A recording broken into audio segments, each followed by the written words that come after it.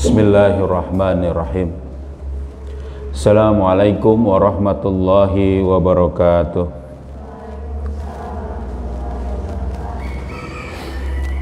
Alhamdulillah, nahmaduhu wa nasta'inuhu wa nastaghfiruh wa na'udzu billahi min syururi anfusina wa min sayyiati a'malina. May yahdihillahu fala mudilla lahu wa may yudlilhu fala hadiyalah. Asyhadu an la ilaha illallah wahdahu la syarikalah wa asyhadu anna Muhammadan abduhu wa rasuluhu la nabiyya ba'da. Allahumma shalli ala sayidina Muhammad wa ala ali sayidina Muhammad. Rabbi shrah li sadri wa yassir li amri wahlul 'uqdatam min lisani yafqahu qawli. Subhanaka la ilma lana illa ma 'allamtana innaka antal alimul hakim. Amma ba'du. Alhamdulillah, segala puji hanya bagi Allah. Salawat serta salam semoga selalu tercurah kepada junjungan kita Nabi Muhammad sallallahu alaihi wasallam serta keluarganya, sahabatnya dan juga para pengikutnya yang setia dengan ajarannya hingga akhir zaman. Alhamdulillah, anak-anakku sekalian dan para asatidzah yang dirahmati Allah, kita lanjutkan kembali kajian kita Kitab Nasahihul Ibad. Kita masih dalam bab yang bertiga, makalah ke-31 ya. Al-maqalatul hadiyatu wa salasun. Makalah ke-31. An Ibrahim bin Adam rahimahullah. Dari Ibrahim bin Adam rahimahullah, annahu, bahwa sesungguhnya qila lahu, dikatakan kepadanya, bima wajadta az-zuhuda, dengan bagaimana kamu itu, dengan bagaimana Anda bisa melakukan zuhud.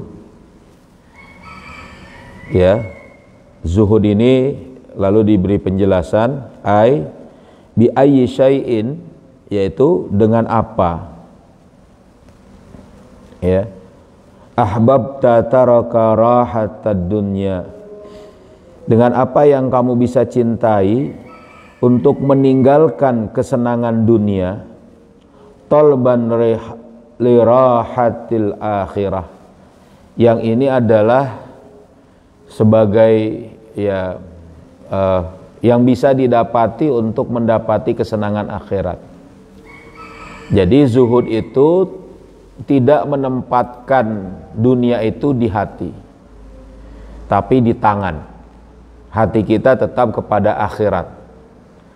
Kalau kita pernah bahas zuhud, ya dikutipkan dalam kitab Jami'ul Ulum wal Hikam, Ibnu Rajab Al-Hambali menjelaskan pada saat ditanya, pada saat merincikan mensyarah hadis izhad fid dunya yuhibbukallah wazhad fi ma indan nas yuhibbukan nas.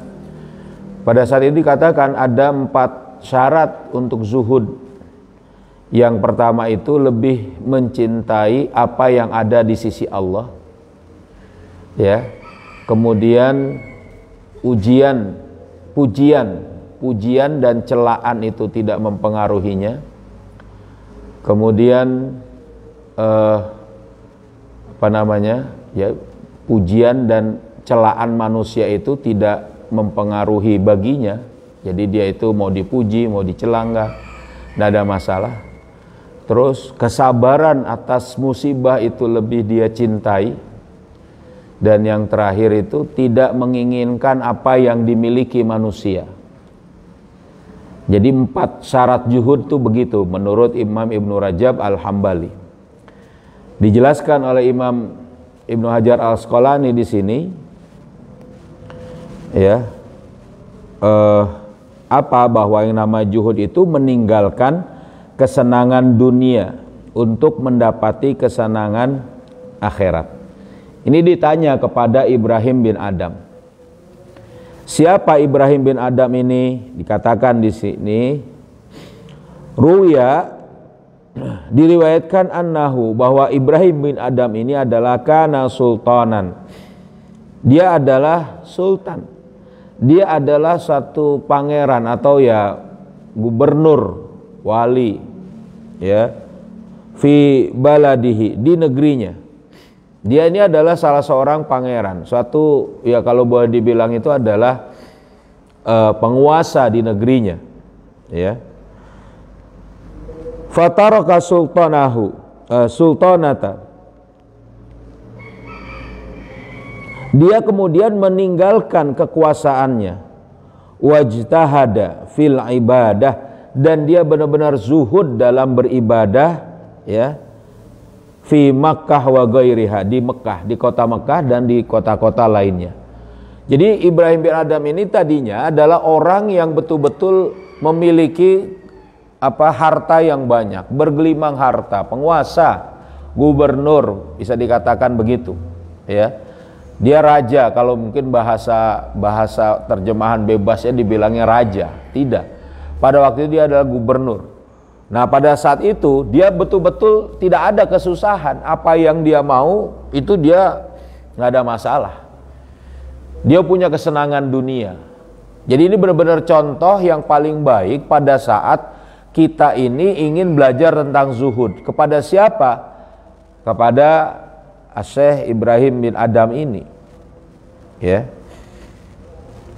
Nah, bagaimana ceritanya dia menjadi zuhud ini? Dikatakan di sini. Wa fi risalatil Qusairiyah, dalam kitab Al-Qusairiyah, Risalah Al-Qusairiyah. Kitab ini adalah kitab induk dari para kaum sufi, kitab induk dari sufisme, ya, sufi. Orang-orang yang, ya, ini kitab yang sangat terkenal, ya, Al-Qusairiyah ini. Dikatakan di sini, ya, nanti mungkin kalau kalian nanti sudah sempat membaca besar boleh, itu ada kitab Al-Qusairiyah. Dikatakan di sini bahwa Ibrahim bin Adham ini adalah Abu Ishaq. Nama anaknya ini Ishaq. Abu Ishaq, ya. Abu Ishaq Ibrahim bin Mansur, ya, nama bapaknya Mansur, nama kakeknya kemudian dinisbatkan kepada nama leluhurnya. Jadi Ibrahim bin Mansur, ya. Dari mana tempat dia ini? Min Qurrati Balkhi. Jadi dari Balkhi. Ya, ini sering kita dengar. Jadi di Balakh ini di kalau dahulu itu di wilayah Iran atau di dekat Irak di situ. Nah, di Balakh dia. Jadi wilayahnya itu. Kana min abna'il muluk, dia merupakan anak dari salah seorang raja, maksudnya tadi gubernur. Ya. Maka fakharaja yauman, satu hari dia pergi, dia keluar di situ.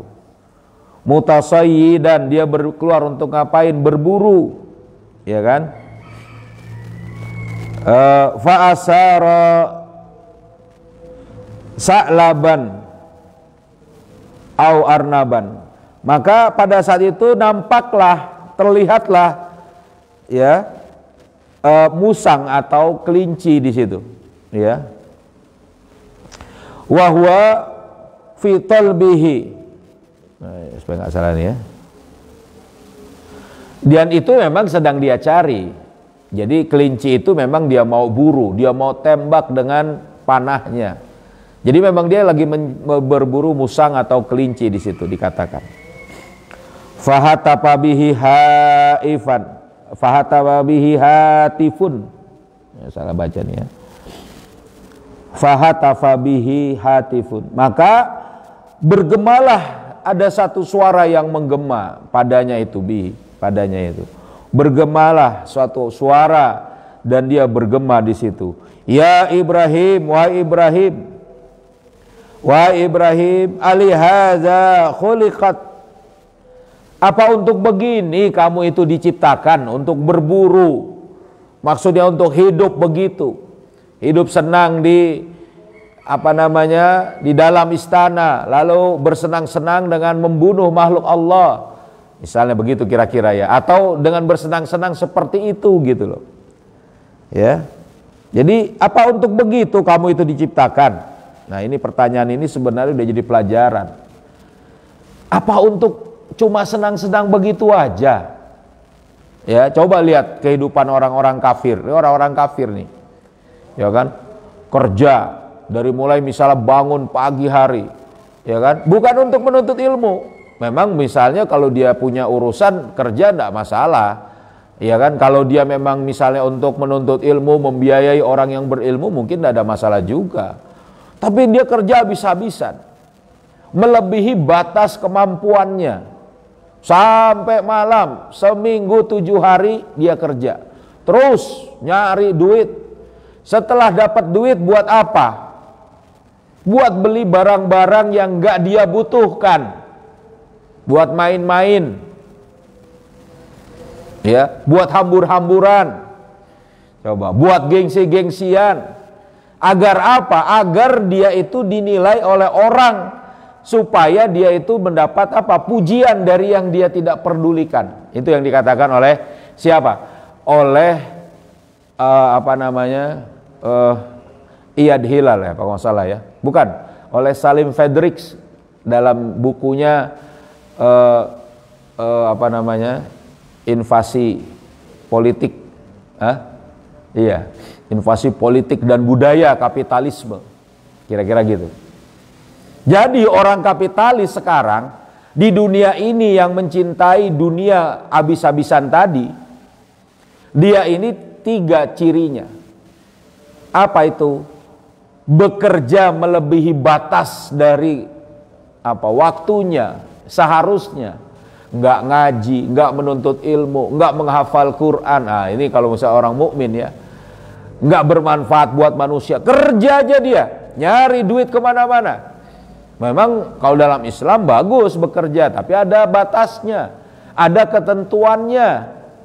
Ada yang kemudian dia ini harus siangnya dia harus sholat saat zuhur, asarnya dia juga harus jeda saat sholat asar, maghrib dia juga harus sudah selesai, ya kan? Dia harus menuntut ilmu juga, dia harus berdakwah. Pun yang dia kerjakan tidak boleh yang diharamkan. Nah, ini yang penting. Dia kerja nggak peduli, membabi buta pokoknya, ya. Udah kayak anjing kalau kata mereka sendiri tuh, walking like a dog, nggak gitu ya. Bekerja seperti seekor anjing, wah habis-habisan, kejar terus kemana-mana sampai habis-habisan. Ngapain? Setelah dapat duit, kata Salim Fredericks ini, dia membeli barang yang tidak dia butuhkan. Tadi membeli barang yang bukan untuk taat kepada Allah. Nah, kalau itu Insya Allah bukan untuk dia nikmati agar dia bisa tambah taat kepada Allah. Ini dia. Agar apa orang dia membeli seperti itu? Agar dia mendapati pujian dari orang yang tidak dia pedulikan. Bukan pujian dari Allah, tapi supaya biar gengsinya naik yang sebenarnya nggak butuh. Misalnya rumah yang mentereng, mobil yang bagus, misalnya tuh dia beli-beli. Mungkin masih butuh juga, tapi buat apa? Agar orang memuji dia, wow mobilnya keren. Sudah selesai, orang nggak muji juga nggak apa-apa itu sebenarnya, kan gitu ya.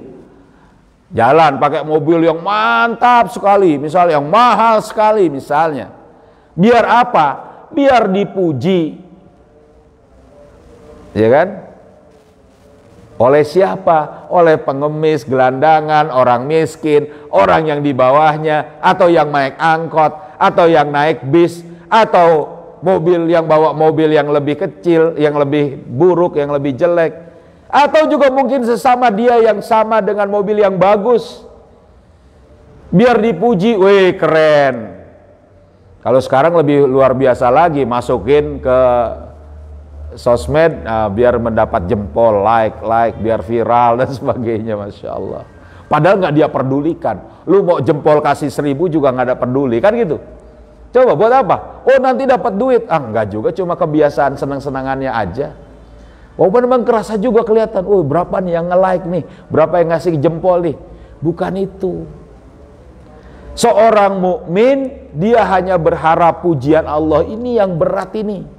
Berarti dia harus ngerti mana Allah ridho atau tidak. Tapi apakah enggak boleh punya barang-barang bagus dan indah seperti itu? Kembali kepada hadis yang kita pahami. Innallaha jamilun yuhibbul Innallaha jamilun yuhibbul jamal. Lupa deh. Ya, Allah itu maha indah dan mencintai keindahan. Lalu kalau kita punya barang yang bagus buat apa? Biar menunjang dakwah kita, biar menunjang taat kita. Boleh nggak punya mobil yang misalnya cepat, ya kan, yang nyaman, yang enak, biar kalau berangkat dakwah, berangkat ceramah, misalnya berangkat ngaji, berangkat ngajar, yang bagus. Jangan geretek, akhirnya misalnya khutbahnya terlambat, kacau. Kan gitu. Yang bagus juga kalau mampu, kalau enggak ya bersabar dengan yang ada, tidak ada masalah. Gitu. Ini zuhud yang diajarkan, tapi memang berat ini bareng-bareng nih sama ya. Kita sama-sama ini. Nah, Ibrahim bin Adam itu, dia itu kaya raya, berburu mainannya, Masya Allah. Ya kan? Saat berburu itu dia mendengar ada suara, nggak usah dibahas ini suara siapa. Ya sudah, pokoknya ada begitu ceritanya, ya kan? Apa untuk ini kamu itu diciptakan? Hanya untuk dunia. Lihat. Ya kan? Apa hanya untuk dunia saja? Alaisa khuliqat am bihaza umirat, atau untuk begini kamu itu diperintahkan? Mana ya? Oh, itu ada kitabnya. Ya, atau hanya untuk ini yang kamu itu diperintahkan? Buat ngapain? Buat nyari kesenangan dunia yang nggak ada habisnya. Alhaakumut takasur hatta zurtumul maqabir. Nah, apa untuk ini kali kamu itu diperintahkan? Summa hatafa bihi aidon, kemudian ada gema, ada suara lain min kornus, min kornusin sarjihi, dari pelana, balik pelana. Kornus sarjih ini balik pelana, balik dari kudanya, dari suara di dekat dia, maksudnya begitu. Ya. Wallahi, demi Allah, ya kan? Ma lihadza khuliqat, apa dengan begini kamu itu diciptakan? Untuk begini kamu itu diciptakan, wahai Ibrahim. Nah, ini dia. Ya. Iya kan? Jadi ini bukan. Jadi suaranya begini. Wallahi, demi Allah, ma lihadza khuliqat, tidak untuk begini, begitu ya.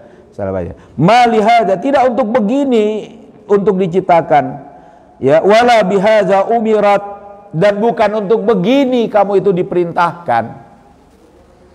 Jadi ini menunjuki kepada Ibrahim bin Adam bukan untuk meraih kesenangan-kesenangan yang begitu, padahal ada kewajiban lain. Fanazala an dabatihi, maka dia kemudian menanggalkan, turun dari tunggangannya. Wasadafara iyan, dan kemudian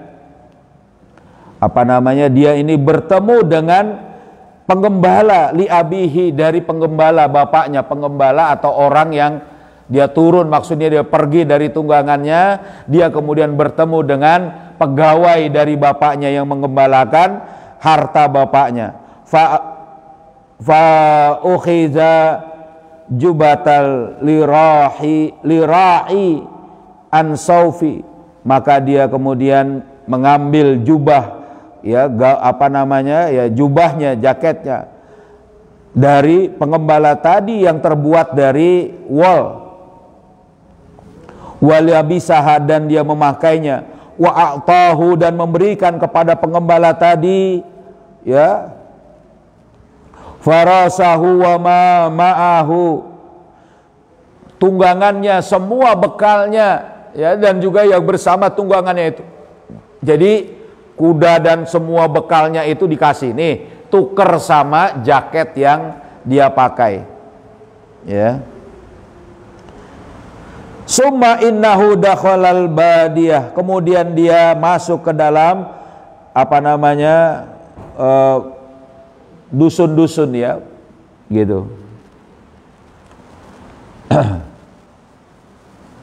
Summa dakhala Makkah, ke gurun, ya, maksudnya di situ juga dia berangkat. Summa dakhala Makkah, kemudian dia masuk ke dalam Mekah. Wa sahaba biha Sufyan as-Tsauri, dan dia bersahabat, ya, dengan tabi'in Sufyan as-Tsauri, ya, dia belajar agama, dia kemudian banyak di situ, ya kan. Wal Fudail bin Iyad, ya, banyak kita kutip juga pernyataan-pernyataannya.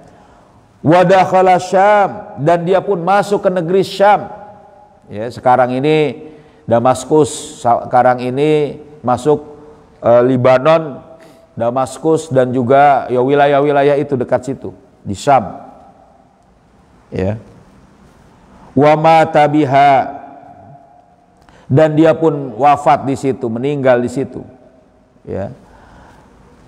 Wa kana yakulu min amali yadihi, dan dia adalah memakan dari hasil pekerjaan tangannya, ya. Ya, mislal hasadi, misalnya dia dengan apa namanya, ya, mengetam, wa hifzi busatin, dan juga memelihara kebun-kebun, wa ghairi zalik, ya.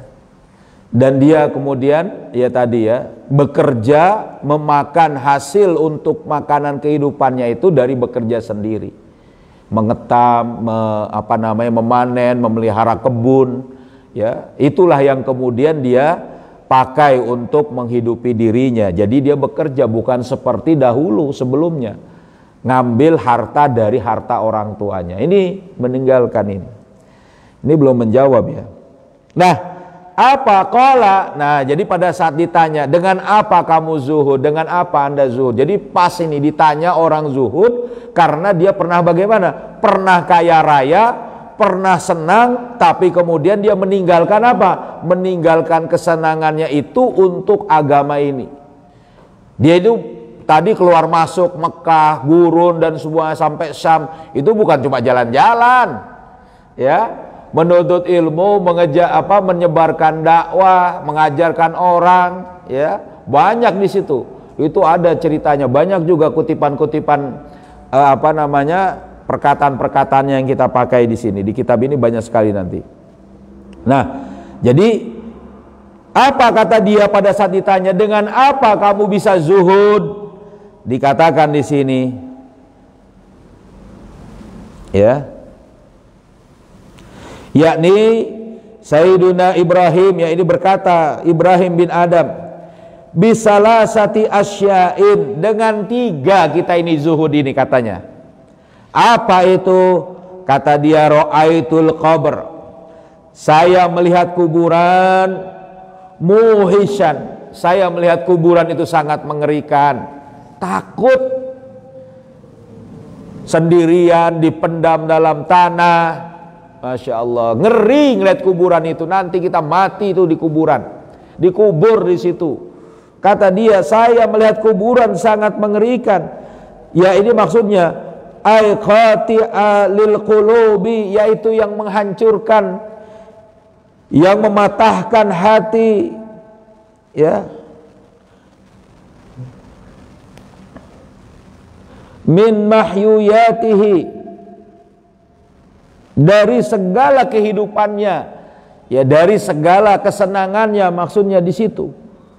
Walaisa ma'i munisun, akan tetapi tidak ada padaku munisun, yang melipur laranya hati ini.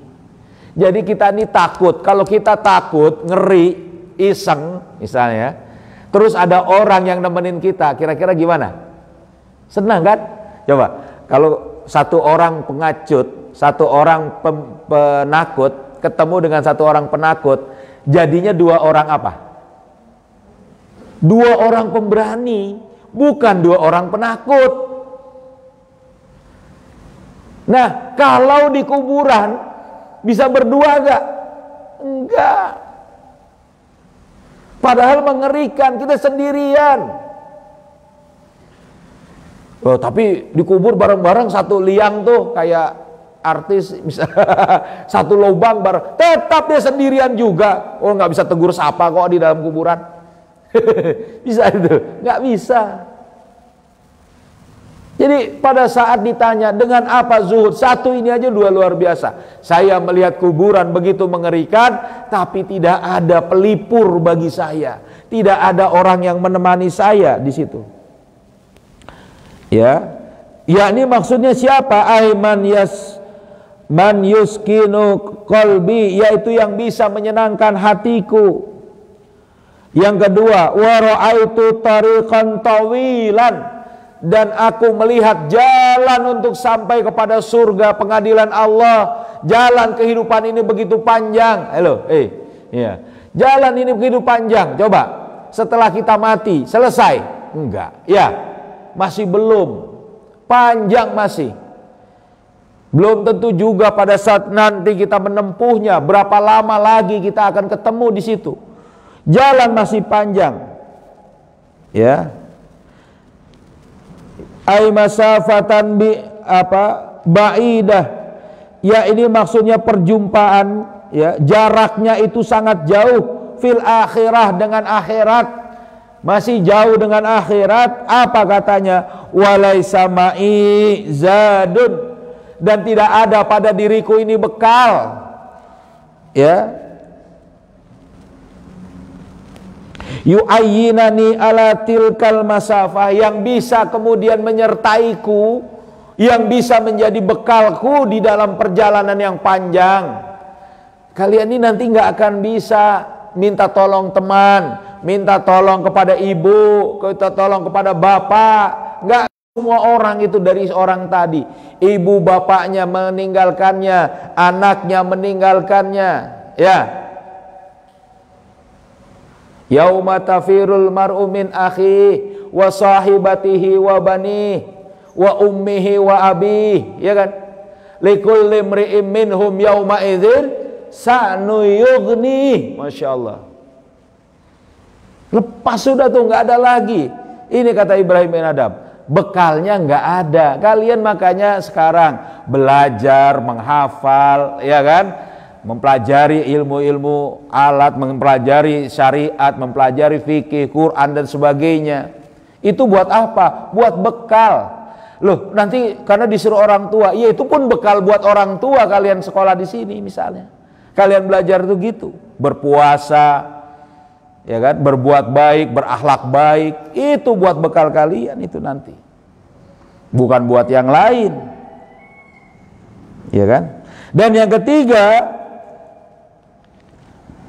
wa ra'aitu al-jab, dan aku melihat Allah yang maha pemaksa, Allah yang maha perkasa, yakni allazi yuqahhirul ibad, yang bisa memaksa seorang hamba ala kulli ma arada, dengan apa yang dia inginkan. Ya, lihat ayatnya. Siapa Allah itu? Bagaimana Allah itu? Fa'alul lima yurid. Ya, Allah mau berkehendak sekehendaknya Allah. Kan luar biasa. Allah itu kita akan hadapi. Apa kata Ibrahim bin Adham di sini? Nanti saya akan menghadap Allah yang Al-Jabbar. Ya kan? Yang dia itu, yang Allah itu qadiyan, yang menjadi qadi, hakim, pemutus. Walaisa li, dan tidak ada padaku hujjah. Hujjatun, saya tidak punya alibi, tidak punya alasan. Kalau sekarang alasan, kenapa kalau belajar ngantuk? Karena tadi mau tidur gua mau lah, sebanyak alasan. Kenapa kemudian begini? Begini. Kenapa begitu? Banyak alasan kita. Tapi nanti di hadapan Allah, al-yauma nakhtimu ala afwahihim, ya, wa tukallimuna aydihim wa tashhadu arjuluhum bima kanu yaksibun. Ya, di hari itu ditutup mulut kita, ya kan? Yang bicara siapa? Tangan, kaki. Betul? Gimana itu kalau di hadapan Allah tangan, kaki pada bicara? Nggak bisa ngelak kita. Ini yang diingat oleh Ibrahim bin Adam, ya kan? Aima yadullu ala sahhati, ya, dakwah, yakni apa yang bisa menjadi penunjukan dari benarnya tuduhan atau tanggungan. Jadi maksudnya itu kalau kita di hadapan Allah kita nggak punya hujah yang bisa kita mengelak di situ. Itulah kata Ibrahim bin Adam. Apa cara untuk zuhud biar supaya lebih cinta akhirat? Gimana? Mikir tentang kuburan, mikir tentang bekal, mikir bahwa Allah adalah Al-Qahhar, ya, Al-Jabbar. Nah itu makanya harus semangat itu. Kalau nggak gitu, waduh susah kita ya. Ini nasihat kita di pagi hari ini. Wih, lama nih. Silakan, mau ada pertanyaan atau yang perlu diperjelas? Ada? Ngerti? Paham? Ya, sedikit-sedikit ya. Mudah-mudahan nanti tambah paham dan mudah-mudahan menjadi tambahan kebaikan terutama buat saya sendiri, buat saya sendiri nih. Ya, ini berat kadang kalau ya sama-sama lah kita mengaturnya semuanya, insyaallah. Gitu ya. Yuk, kalau tidak ada kita tutup dengan membaca surat Al-Asr bersama-sama. Ya. Bismillahirrahmanirrahim. Wal asri innal insana lafi khusrin illal ladzina amanu wa amilus solihati wa tawasau bil haqqi wa tawasau bis sabr. Subhanakallahumma wa bihamdika asyhadu an la ilaha illa anta astaghfiruka wa atubu ilaik. Assalamualaikum warahmatullahi wabarakatuh. Ayo selawatan. Allahumma salli ala sayyidina Muhammadin tibbil qulubi wa dawaiha wa afiyatil abadani wa shifaiha wa nuril absari wa diyaiha wa ala alihi wa sahbihi wa sallim. Allahumma salli ala sayyidina Muhammadin tibbil qulubi wa dawaiha wa